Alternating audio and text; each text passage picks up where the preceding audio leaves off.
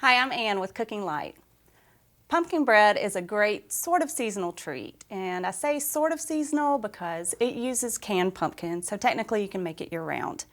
But the idea of pumpkin and the warm, toasty spices of cinnamon, allspice, and nutmeg make it fitting for fall. Well, unfortunately, classic versions are surprisingly high in calories, and that's because they have a ton of oil and sugar in them. But we can show you how to make a lighter bread.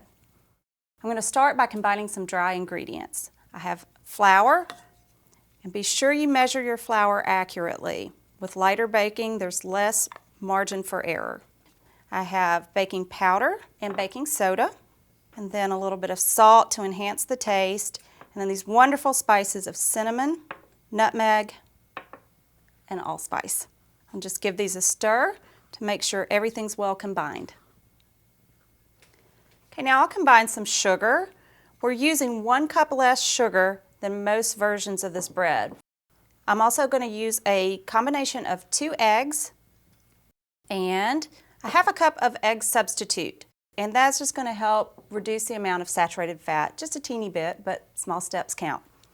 Add a ½ cup of canola oil. This is half the amount used in traditional recipes. Since we're using less oil, we want to make sure the bread stays nice and moist, what you expect from a pumpkin bread. So I'm adding one of our best secret weapons when it comes to lower fat baking. This is low-fat buttermilk.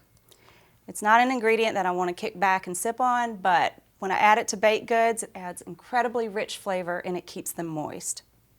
And now I'll just mix them on low speed.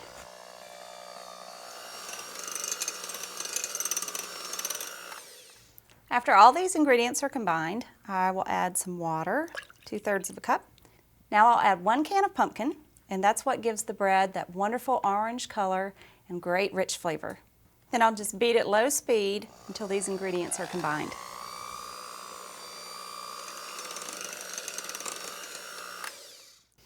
Then I'll add the flour mixture all at once. And be careful to mix at low speed so flour doesn't go flying everywhere.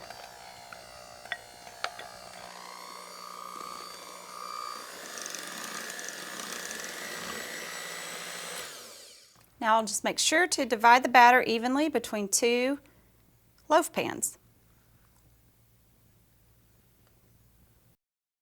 Now I'm adding a modest amount of nuts, 1/3 of a cup for both loaves, but I'm going to place them where they'll have the biggest impact. Right on top, where they'll get nice and toasty as the bread bakes. These bake for about an hour, but check them after 50 minutes or so and make sure the nuts aren't browning too much. If they look like they're getting too dark, cover the pans loosely with foil. As you can see, one of the best things about this recipe is that it makes 2 loaves. You can enjoy one now and freeze the other for later or give it as a gift. Another great thing is that we've eliminated about 100 calories per slice, more than half the total fat, and about 2/3 of the saturated fat. For more great tips on how to lighten up classics, pick up a copy of Cooking Light and visit cookinglight.com.